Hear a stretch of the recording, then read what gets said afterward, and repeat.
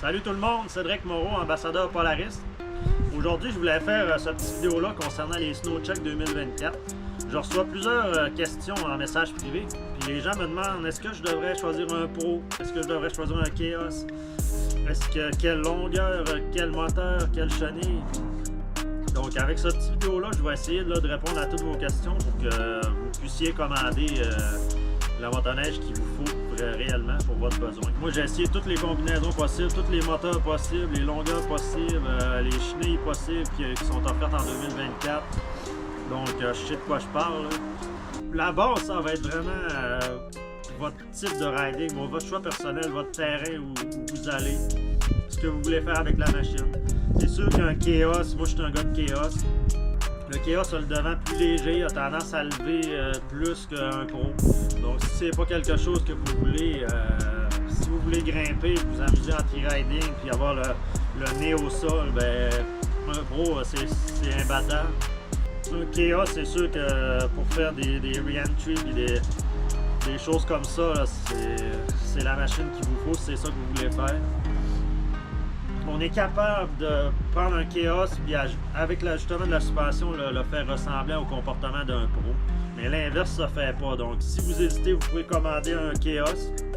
Si vous n'aimez pas ça, avec l'ajustement de la suspension, vous pouvez le faire ressembler à un Pro pour garder le nez plus au sol et qu'il soit moins joueur un petit peu. Et l'inverse, c'est pas possible. Ensuite de ça, il y a le moteur. Soit, comme cette année, je roule un Boost au Québec. C'est sûr que c'est pas aussi performant que dans l'Ouest, mais il y a quand même un avantage comparé à un 850 normal. C'est sûr qu'on n'est pas perdant.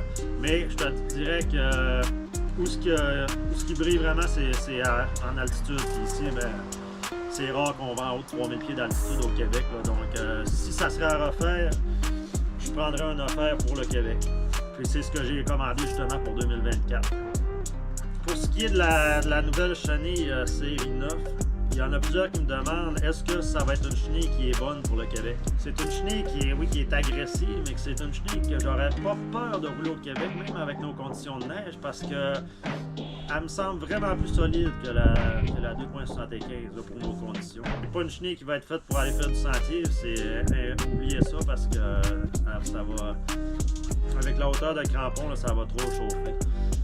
Présentement, cette année, je roule une 3 pouces, puis 3 pouces écart, c'est à peine plus, là, donc la différence, là, ça va être minime. C'est une chenille qui est vraiment plus solide que la série 8, parce que les crampons sont plus épais, sont plus longs, oui, mais sont vraiment plus rigides. Là. Pour l'avoir essayé, personnellement, c'est vraiment incroyable, là, la traction que cette chenille-là nous donne. Puis plusieurs me disent que ça va-tu trop creuser. C'est bizarre à décrire, ça creuse pas vraiment plus, mais on dirait que ça te propulse vers l'avant beaucoup plus que la 2.75. C'est ce qui fait pas mal le tour des options possibles.